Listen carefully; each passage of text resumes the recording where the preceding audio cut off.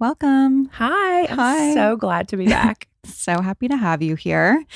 So many places that we can go with So, this conversation. so many. I was thinking about that this morning when I was getting ready, and I was like, there's so many things for us to talk about.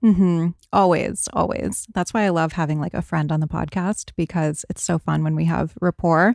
But you were just talking about how you went back and listened to the first episode that we did, which was about a year and a half ago. And you were just talking about how much has changed since then. I mean, there's so many trends, everything like rapidly cycles, I feel like, in the beauty, wellness, aesthetics world. And one thing that you brought up was Ozempic and Ozempic face. And I think that the attitude and the maybe perspective around Ozempic has changed a little bit and shifted in the past year and a half. So let's start there. It has changed so many times. It's like the Olympics. It's like gymnastics is happening with Ozempic. And when you and I sat down and talked about it, I think people were just kind of talking about it and hearing about it. We were using it in our clinic for a really long time, and I was having great results with it. And then it got really bad PR. And when we sat down a year and a half ago, there was the first article written about Ozempic face. And it was the first kind of attack on it being a bad thing. And we kind of went through Ozempic face, then we went through Ozempic gut, then we went through Ozempic muscle loss and all of the things. And I think now people are in two camps. Either have severe Ozempic fatigue and they're done with it. They lost their weight. They want to eat not normal again, but they want to not be on a medication. They want to go back to the way that they were eating. And you can see some of that rebound in Hollywood. You can see a little bit of those 5 to 10 pounds that have come back on a lot of those celebrities.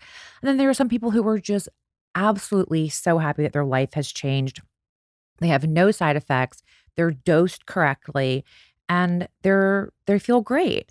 I think the thing about it is it really matters who you go to, how you're dosed. And that's the experience that can differ from person to person and can make people have a really bad interaction with it or a really good interaction.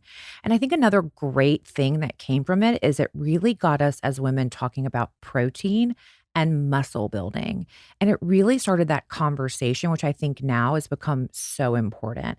So sometimes, the drawback or the muscle loss that can sometimes happen with Ozempic in the wrong hands has really opened this conversation about protein in women. I'm always happy to talk about that conversation, protein, but I had a doctor on the podcast recently and she was talking about how a lot of the bad PR around Ozempic was really human error and not attributed to the medication itself. But Yes. like you were saying, it's a dosing thing. That's where the gastroparesis comes in. That's where the Ozempic face maybe comes in when people are rapidly losing so much weight and they're not eating in the correct way to maintain that muscle mass. They're not working out, all of that. And that comes down to really the provider and not so much the peptide itself. And then she was also saying, which I found interesting, I don't know your thoughts on this, that perhaps the bad PR was coming from a lot of the other companies and industries that were losing money as a result of people losing weight. So what do you think about that? I love that episode. She was amazing. She's a chiropractic naturopathic and she was talking about using it for anti-inflammatory and it really works in microdosing for inflammation. And that's something that a lot of people don't know, but I love it for that. And she does too. Yes. So here's the thing. And then we can move on because I'm sure people have Ozempic fatigue from us. But the fact that you can go on a website, answer some questions, never speak to a human, provider, doctor, nurse practitioner, and then they send you a weight loss medication and there's no follow-up. Of course, there's going to be disaster. They're getting too high of doses. They may not need it in the first place. They may not be truthful about what their medical history is. And that's where the disaster happens. We've had over 380 patients come through our program. We've not had a single complication. I have and run a different program. It's not for everybody. I use the lowest dose. We never go up unless someone stalls in their weight for over 2 weeks. They have to see me once a month for check-in. That means, how are you doing? Are you eating your protein? Is your relationship with food changing for the better? And I'm also looking for cues because losing weight can be not addictive, but it can definitely change your relationship with food and your own body. And so I'm always looking for those cues of, are we still having a good relationship with our body and food? Are we still seeing ourselves as others see us? Or are there warning signs that maybe we've taken this too far and it's time to peel back? So it's usually like everything else, never the drug's fault. It's the provider and the oversight.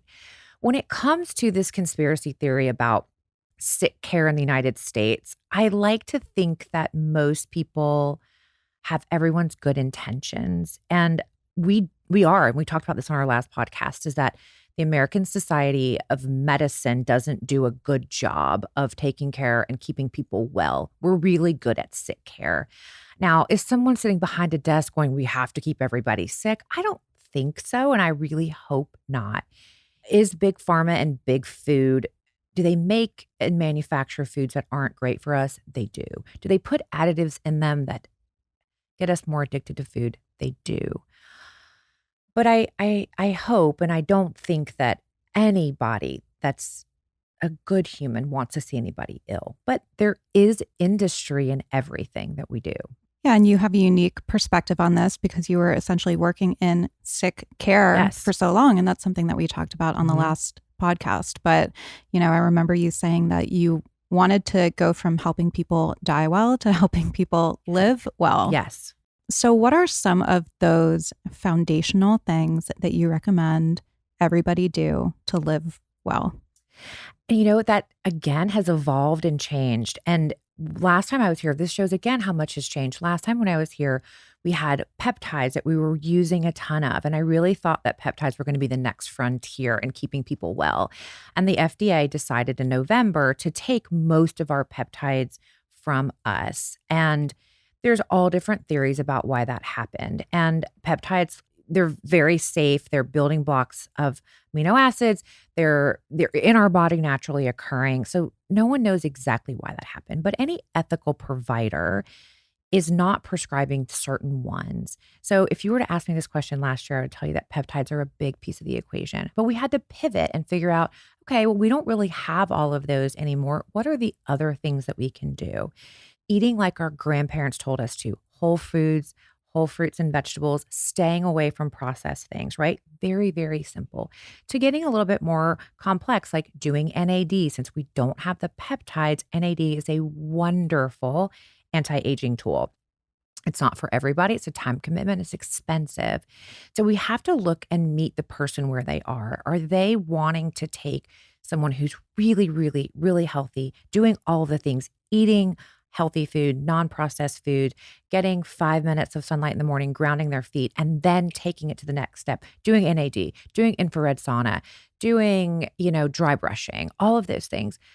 That's great for that person, but it may be as simple as just going into somebody's pantry and taking out the cornflakes and reminding them to eat yogurt or eggs for breakfast, things that are from the ground, from the earth. So I think wellness and those pillars need to meet the person where they are, so it becomes more of a lifestyle than a quick fad.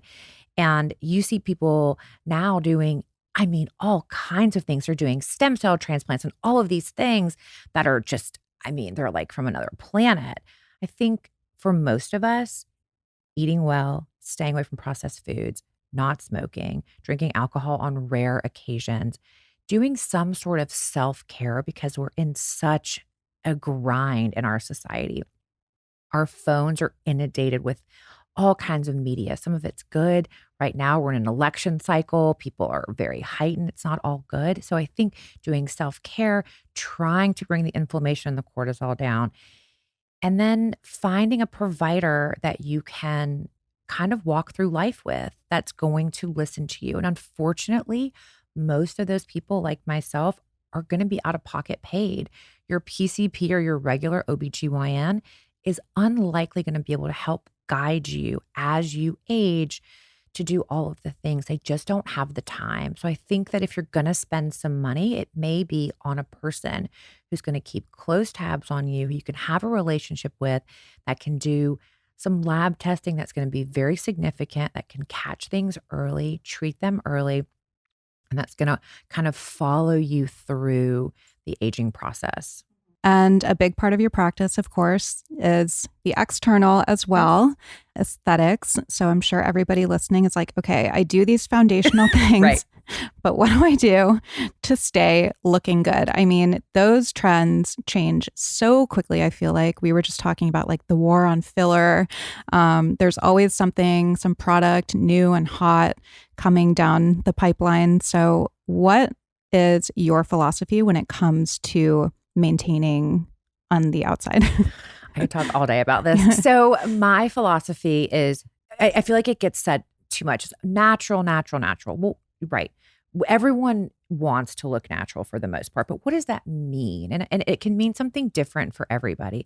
Like natural to me means refined, polished, really soft. And so I think if you look at our Instagram or you look at my patients, they all look like themselves, but a very softer version. So I like to round out the hard edges. And that means like if you've got a deep set etched line, a little bit of Botox goes a very long way. I know. Shedding a tear I know. right now. And filler, again, it's like the Ozempic. It's not the filler's fault. And we were about to have this conversation yesterday. And Ariel and I, we saw a car accident happen. And then this woman got out of her car. And it was crazy. First of all, this woman, we were sitting outside Creation eating lunch. And this woman like laid on her horn and then cut around this car, this older lady, like swiped her car, went up on the curb, and then just like turned. She was bananas. Filled with rage. And now I think I know why. Right. Because you can tell them. So we were just like, there wasn't even a lane. And she just like made her own lane. And she gets out of the car and we were... I was like, oh, well, she didn't need an airbag because she had those lips. Like, if you think that we're being mean or exaggerating, we're not. No.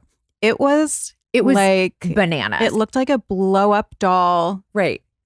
Out and up covering and hard. I was like, maybe she just got them dissolved because it was so exaggerated. I've never seen anything like that, to be totally honest. And so I guess when you see things like that, that's where the average person comes in and they're so terrified. They're like, oh my God. Because you see that and you think that that's the norm, but that's the abnormal. That should never happen. What I tell my patients is just because you can doesn't mean you should.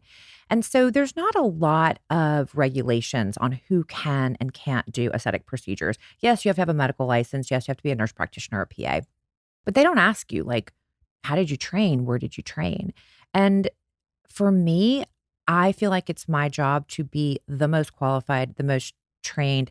And while I need to stay up on things, I never jump on trends. And so I see filler as a beautiful tool and it should enhance you and it shouldn't take away. And nobody should know that you've had it unless you want them to. If you leave my office and someone goes, whoa, you got your cheeks done, then I didn't do my job correctly. And I think that's the difference is you've got to take the time and explain to your patients, this is going to be expensive. And hopefully nobody noticed. They think, oh, you got new makeup or you look rested or, oh, wow, did you lose weight? Filler should make you look like you lost weight, not gained weight. And so I think having those conversations and telling people it's going to be expensive, but no one's going to know. And that's the way you want it. And I think that sometimes providers that aren't as educated or don't have the time to spend, they put in a bunch because they want their patient to see it, not recognizing that that's just not going to serve them in the long run. Filler done right is safe and it can be a beautiful tool to help with either augmenting or preserving. And I like to look at aesthetics two ways, preservation or augmentation. And you approach those in two different ways. What about, I don't know what type of scan this is, but I don't know, all over my Instagram the MRI. Maybe MRI or something thermal where it's showing where the filler is even after years. And you hear from plastic surgeons who are like, oh, I did a facelift and there was all this filler. Yes. So we do know, right, that it doesn't necessarily go away like we were once told it did. So how do you navigate that? So just this week, someone came into my office for lips.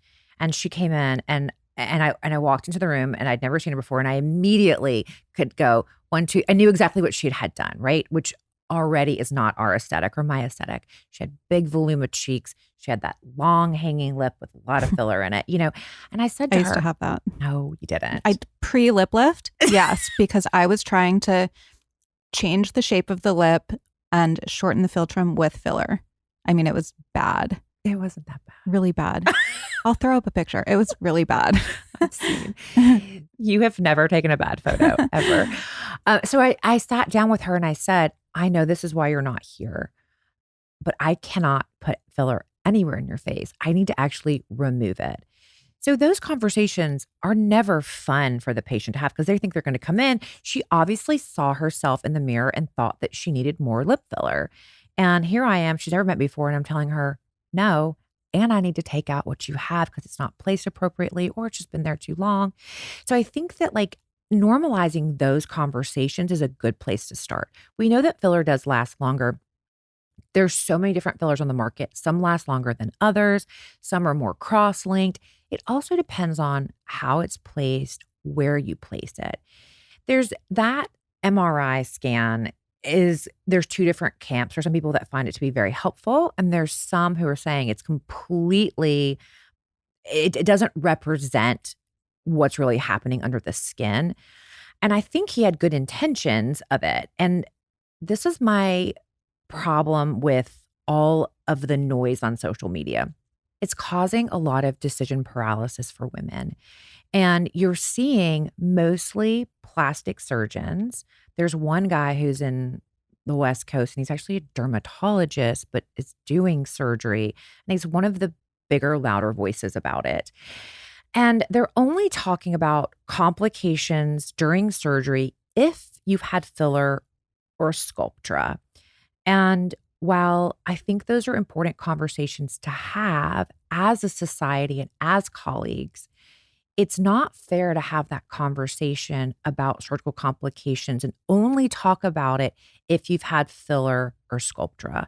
Surgical complications can happen regardless of filler or Sculptra. And they're known. You can have an incisional complication. You can have nerve damage. You can have unsightly scars. You can have infection. Fat transfers are wonderful, but they're not benign. You can get fat necrosis. And when you get fat necrosis, it can be devastating. Is that like when someone gets a cyst? They can have a cyst, or the fat can die and causes a local infection that then causes a massive inflammatory response. You get an indentation where that was, and you get hyperpigmentation. And of course, you can have a risk with filler as well, but you can't talk about all these complications and not have the full conversation with people. And I think that's my problem is let's talk about complications from anything we do, but it cannot be, you cannot blame Sculptra and filler for your surgical complications and not go back, like we said, to basics, which is what we know that you can have incisional complications. I had a surgical complication that was not in an area that I have anything in my face. And it's just a known thing. I had an incisional complication. It took months to fix. Another surgery, right? Another surgery, lots and lots of steroid injections. And listen, I take responsibility, right? I had informed consent. I was well aware of the complications, but it had absolutely nothing to do and not in an area where I have even Botox. So I think what happens is when you start scaring people on social media about if you get Sculptra, you're never going to be able to get a facelift, or if you do, you're going to have nerve damage. That's not fair because then women don't know what to do. And then they're terrified. And so they're waiting. It's kind of like I always use the analogies of like eggs are good, eggs are bad. Remember we would like eat half an egg, not the egg yolk, only ate the egg white. Now we're back to eating eggs. It's like the same thing. It's like, okay, but then what do you want women to do? Not to do anything? Not everybody wants surgery at any point in their life. Not everybody can afford surgery. And not every surgeon is talented, unfortunately. Like my husband's a physician. He probably could have become a plastic surgeon. There's You don't take a test on whether or not you're a good artist to be a plastic surgeon. John can't even see colors. And like I wouldn't trust him to do Botox in like a simple area in my face. And like, but he could have legitimately become a plastic surgeon. So just because you do the training doesn't mean that you're an artist. So it goes back to just because you can doesn't We know he's mean listening to this too. Of course he is. Of course he is. Sorry, John. Sorry, Not John. the shout out he wanted. No, but it's, at least it's truthful. Even like he'll do my PRP. I'm like, that's too deep that you're hitting my bone. Oh God. It's the cranium. Yeah. So like, that's the thing. And I think that what's happened is 10 years ago, there were no med spas. You had to go to your dermatologist or plastic surgeon to get your injectables. And cosmetic surgery or plastic surgery wasn't as common as it is now.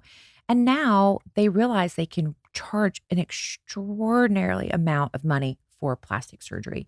So they don't need to be sitting behind a bed doing injectables. They can take that Friday off and go on their boat or do whatever they want to do. So they're not doing injectables anymore. Sorry. Sounded personal. Oh. No, it wasn't. I know. No, there's a few people that could apply to. I was thinking of a different person. Everyone's like, what? They're Delulu. So because they're not doing them anymore and they want to have the surgical business, this is the angle that they're taking on social media is surgery is the only answer. Fillers don't help you. They make things worse. They make you look puffy. They make you look old. Sculptra is awful, all of the things. And so I think when you peel back the onion and you see who is making those statements and why they're making them, it'll make a little bit more sense. And the interesting thing is in my office, we get so tired of hearing about it and the fear mongering. We called some of these plastic surgeons' office and they actually offer filler, Sculptra, and threads in their office. They have somebody else doing it. Consider the source. And like, if there really are things they're seeing during surgery, then let's talk about it as colleagues, because I want to do everything to set my patients up for success in the future. I would never do something that I thought was going to cause them issues down the road. And if I need to rethink how I do things, then let's talk about it as a group. Let's not scare people on Instagram that if they get one syringe of filler, they're going to look like that girl who had the car accident yesterday. Mm-hmm. They're just not. It's so funny because like in my office, I see everybody back in 4 weeks after we do filler. Everybody, unless they fly in to see me, but then I'll see them virtually, but we see everybody back. And when they walk in, we're all at the front desk going, oh my God, you look amazing. Like you look so good. And they really do. And I think that that's the take home message, that find somebody who you like the way their aesthetic looks. All these before and afters on Instagram that are wild, you don't want to see that provider. The before and after should be subtle. They should not be something that you're like, whoa, because that's not going to look good in real life. Find a provider who has an aesthetic that you like. Work with them. Small baby steps over time give you nice, good, long-lasting results. But you have to be committed to do all the things. You can put a ton of filler in your face. If you have bad skin, you're still going to look old.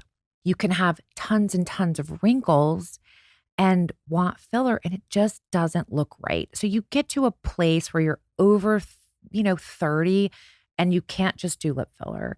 You need to be doing all the modalities. You need to be doing skin. You need to be thinking about lasers, maybe a microneedling. You need to be sleeping, eating well, maintaining your weight, all of the things. And so it's expensive and I get it, right? And it's my job to make a year plan for somebody and say, this is what a year looks like. I need a year to get you to where you want to be. You don't have to get all the syringes of filler today, but I think that you need chin and lips. And it's not my job to turn people away if I'm not going to do them harm, if they don't have the pocketbook to do it in one day.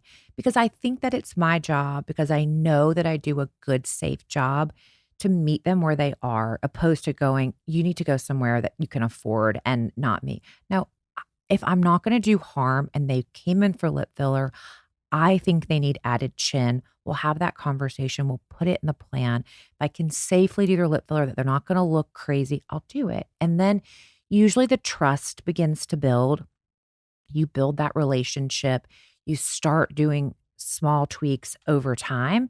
And then you get a beautiful, natural, long-lasting result. And most of my patients that see me are on maintenance. And they're coming in, every 3 months for Botox. They do 1 or 2 skin treatments a year. They're doing their at-home skin routine, which is so important. They've adopted some of the supplements that I think are non-negotiable, glutathione, vitamin C, which they're staying out of the sun. They're doing their best to rest when they can, and they look amazing. And most of them have some sort of filler or sculpture in their face if needed. And when the time comes and I can no longer serve them with my non-surgical devices or tools, that's when we have the conversation about surgery. And again, that is a personal choice. Not everybody wants to have surgery. There are people who are adamantly against it. And I still need to care for them and support them and find creative things to help them. And I think that it's narrow-minded, and I think that it's kind of short-sighted to be like, well, filler can't help anybody. I can blend filler to make it smooth in different areas. There's all these things that we can do. So I want people to kind of put that noise behind and just find somebody that you trust. To your point about, having to take care of your skin and things like that. I mean, I always say your skin is your canvas. And I remember last year, especially when I was doing a lot of skincare videos and everybody was like, it's Botox. You can only get glass skin from Botox. And I'm like, my skin is better now than it was last year when I was frozen with Botox. And I have none of that. And, you see people who get surgery, however old they are, 40s, 50s, 60s, 70s, and they get a facelift and they get all the things and their skin isn't good and they just look like a 70-year-old who had surgery. Correct. So yes, if people are listening and they're like maybe not wanting to do anything, or they just want to know how to take care of their skin to have that best canvas, what are your non-negotiables? This is a good one. And it's so funny that, Madison worked with me. We went for Allergic facials yesterday. So I'm not huge into like hydrofacials and a lot of extractions, but the French facials, they don't do that. I mean, I'm obsessed with the remodeling machine. If I could have that in my house, I would never leave my home. I would be doing it all day long. Getting electrocuted. You do feel like you're getting electrocuted. Tastes like you're licking right pennies or something, but it's amazing. End result is just amazing. Mm-hmm. So, but it's funny because Madison said that when she came out, her esthetician said, oh, you need to drink more water. Your skin is dry. And I said, oh, because that's something people are always going to be like, you need to drink more. Okay, guys, your skin on the outside, it's dead. Now. Right. So let me explain why water will help your skin look more plump. So we have blood vessels underneath the skin. And so when you drink water, it plumps your blood vessels in your hands, everywhere, in your feet, in your face, everywhere. But it doesn't get to it does not hydrate the outside of your skin. It can make you look more plump because those blood vessels are bouncier. So I want to start with saying that if you don't drink a ton of water, don't beat yourself up. It's not going to make your skin hydrate. Can I just say my boyfriend has the best skin, so bouncy and so much collagen and elasticity. And every day I'm like, did you drink water today? No. Right. I'm like, what the hell? Right. Exactly. And what man has a 9-step skincare routine? Yeah, none. But that's different because they age differently than we do. So we lose a lot of bone. And so when we lose bone, things start to shift. Our skin is very sensitive to estrogen. And as we age, we lose estrogen and our skin becomes very dry. Do you like topical estrogen? I was just as a side note. I wasn't sure if we were going to get to what my top favorite new things are. Yeah. Topical estrogen. And it's honestly not new. I saw a dermatologist years ago in New York. I mean, I'm talking 25 years ago. And she was talking about it then. So it's Premarin. It's very simple to get a prescription for. Most insurances will pay for it. You don't code it as using it for your face. You just use it, You prescribe it? Yeah. Oh. I use it. Yes. After I have a California license. It's legal. So I will write you a prescription. I'm obsessed with it. So I think it makes a big difference. Again, anything with skincare that's not a laser, you have to give it 3 to 6 months. That's the problem is people put on their stuff and they're like, I don't look any different. Well, you're not going to. It takes a minute. We didn't get to where we are overnight. We're not going to reverse, change, or optimize things overnight. Obsessed with estrogen skincare cream. I think that everyone can benefit. You're not going to topically absorb that amount to change anything within your body hormonally. So I think it's great. I think exfoliation is so underrated and so important. So I think everybody should be doing some sort of exfoliation. You've got to renew that skin. You want to get rid of those dead skin cells. Everyone looks great when they're glowing. So that can be a physical, like with a grain, or it can be chemical with one of the acids. I like to use the acids because my skin is sensitive. The grains, they're better now. They're not like the apricot from like St. Ives. There's very small ones that are safe for the skin. So I think everyone should do some sort of exfoliation. Everybody needs sunscreen. I know it's so boring, but that's a pillar. Photo aging is a real thing. Sunspots are a real thing. And I tell all my young patients, prevention is always cheaper than correction. I mean, Yeah. I always say my one regret in life is my addiction to tanning and tanning beds when I was younger. I mean, thank God for lasers, but they're so expensive. They're so expensive, and it's not a one and done. No. That's the thing. It's like a yearly maintenance thing. Yes. I always tell, they're like, oh, I'm like, one and done is not going to do it. And then, a lot of these like lower level, like IPLs, they don't really even work. So sun damage is a real thing, and it's expensive to undo. So exfoliation, sunscreen, a really good moisturizer. And I think people get very confused, and they're going to laugh because they hear me talk about it in the office all the time, is there's different particle sizes. And people love the way a thick moisturizer feels. They are obsessed with it, like the La Mer's or Nivea's or things of that nature. But those don't penetrate the skin. They're not going to give you deep hydration.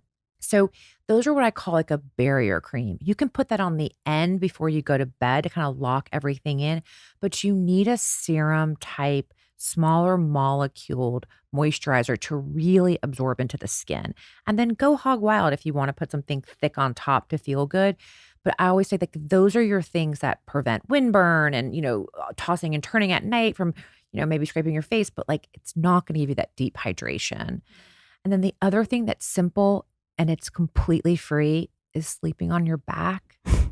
I know. You can't do worst. it. I know. I'm the worst. But I just tape my face now. That's like a big thing. I have to say, you're obsessed. I am obsessed. I tried a lot of the different ones. I tried the frownies. It was awful. It was like paper mache on my face. It's so hard to get off in the morning. It's so uncomfortable. Sorry, frownies. I didn't like it. I know a lot of people do. Right. It smells. I was like, this is not good. And I'm like sacrificing skincare for this cast on my face. And then I tried all of them. And then I found this Japanese face tape from Natural Face Bible, I think is her name. Yes. I just learned about her like last week. I have to say, it is legit. I mean, does it stop me from having movement? No. But I noticed I don't have any static lines to begin with because I did Botox for so long. Praise God. But I do notice I sometimes wake up, whether it's from sleeping on my face or on my side, things move and squish. And I know that, people say that we move our faces in our sleep without noticing it. And so I just do my forehead and like I wake up and it's you look so smooth. You look amazing. Last night I did my chest. You're going to put me out of business. You're like, I don't need her for Botox. Just going to put some tape on. I mean, it's totally different, right? Yeah. It's totally different. It's not preventing movement. There's nothing like Botox as of right now that inhibits the muscle from moving. But I think it is a good option, especially if people are like pregnant and they don't want to have those lines forming. Because I noticed that really it's just in the morning when I see like little kind of creases and they kind of disappear over the day. But when I use the tape, they don't. And I think something that I know Donna Omari, who sadly passed away, but she would do face tape and she talked about, the circulation and maybe it's legit or not, but when you're talking about hydration and, the blood vessels, I don't know if you're taping something there. Her philosophy, I think, was that it like drew blood to the surface. So it helped with plumping. Okay. You're like, oh. I mean, I don't know. I have to, let me get back to you on that. Yeah. But I think it's a great option because like sometimes people have like, really hooded eyes. And I tell them like, ugh, I can't Botox your forehead exactly how you want it because you're going to feel really heavy. That's a great option for somebody who maybe Botox in the forehead isn't a great idea for anymore. But yeah, I think all of that stuff is great. And sleeping on your back is hard. Like my poor husband, he must look at me and be like, she's like like Frankenstein at night. Like I have the eye mask, which I now don't know how I got to be my age and didn't know. Like a silk one? Yes. Yeah, same. Game changer. Literally. Like I'm almost angry that I didn't know about it before because like my sleep has changed. So like I'm on my back, right? I have all the skincare on. Now I'm sleeping in this BioDance mask, which is like $5 on Amazon. It's a collagen mask. And I swear. Oh yeah. I love that. They're amazing. But it's weight. So like I have a hockey mask on. Then I have my black silk mask. And I'm like this. I'm not going to move it. But it's what I do. And I think it does help. I mean, for sure, my patients that sleep on their side, they come in, they've got a line there. You can get lines on your chest too. So that's a free thing that everybody can kind of do. Like find some pillows, do the things, prop yourself up. I don't know if it's only because what I went through in the past year where now I feel like social media, whether it's TikTok, Instagram, they're feeding me this content about more natural approaches to things. But it does seem like there is this movement, I think, away from obviously the unnatural, the completely frozen look, the overfilled. But also I think people are being a little more skeptical and a little more cognizant about the things that they are both putting into their body, using on their skin topically. So I think that we're seeing a lot more of these kind of quote unquote hacks, whether it's the silk eye mask, the BioDance thing, the collagen mask, the face tape, and I think it's interesting to hear from you because you do the other things as well, but you can do all of it. It can all work in concert. Yes. I want to do all of it. Like if I'm like, I'm going to get that tape tonight. Like, yeah. I have so many rolls. I'll give them to you. Right. You'll love it. Tom's going to be like, what now? Like, like I think, and that's what I was saying is that like, you can't think that you're going to walk into my office, get 10 units of Botox and walk out and look like Kim Kardashian. You're not going to. I do all the things. And you have to do, as you age, you're going to have to do more and more if you want to retain some of that youthful stuff. I take all the supplements. I do all of the skincare. I sleep in the eye mask. I do all the things. And so I think that that's good. And I think that being aware of what we're putting into our bodies is important. I think it's super important. I think whether that's going back to more whole foods or deciding that you're like, I had a patient the other day that told me that she was going to get Botox every month. And I was like, I rarely ever I pride myself on never telling a patient that they've had something done wrong or, the technique. If I try to just say, well, I just do it differently. But in that sense, that's actually wrong. Like that's not how you practice. You don't get Botox every month. And, going through that with you, I don't want to get emotional, but like going through that with you really, it changed the way that I think about things. And I remember being here kind of right when it happened. And I was thinking about that this morning. I remember vividly being in Montauk, being on the phone with you and the neurologist. And I remember getting off the phone and being so angry because, listen, I'm well aware of the gaslighting that happens in medicine. It happened to me.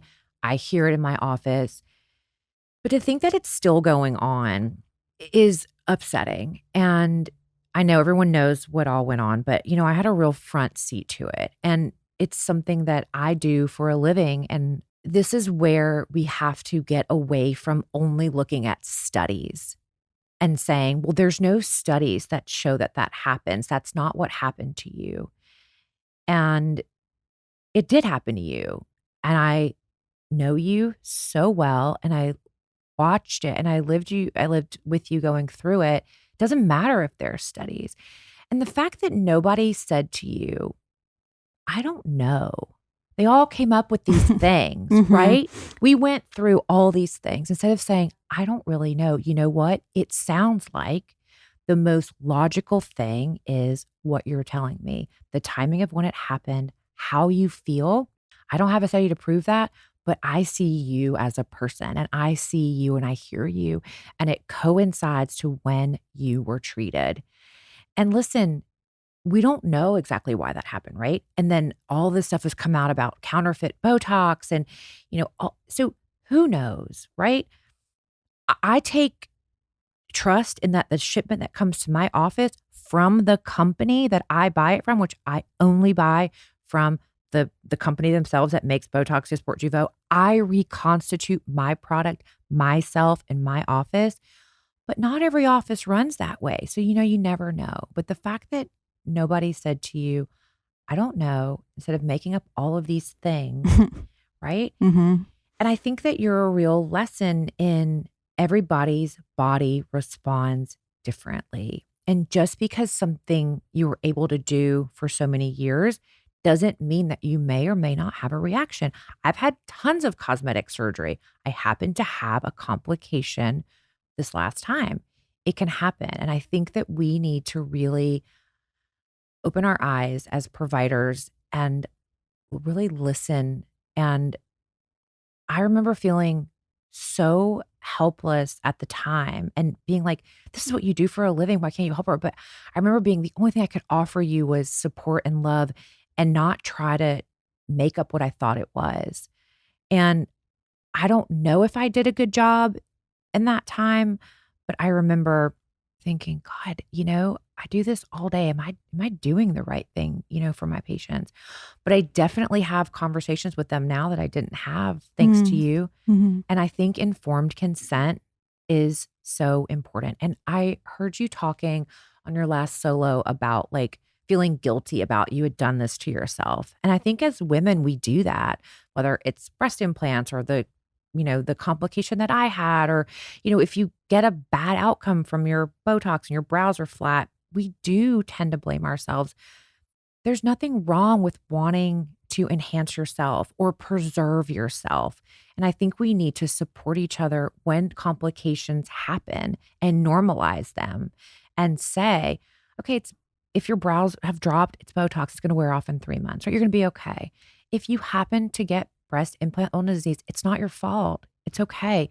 We're now having conversations, and thank God there's great doctors like Dr. Cohen who took care of you, who said, we don't know exactly, but let's see how things go. Let's see how he was feel. like, let's remove one variable so that we can get to the root of what is actually happening. Exactly. Mm-hmm. And I think that that's what we need to do, is support each other as women and just as people when we have complications, and take that guilt away from people. And I think that it's just what we do. We're like, oh, I should have just left things alone. And a lot of spouses will tell their wives, oh, why did you do that? And you shouldn't play with fire. There is a time when I'll tell my patients, like, you look so good. The only thing that can happen is a complication.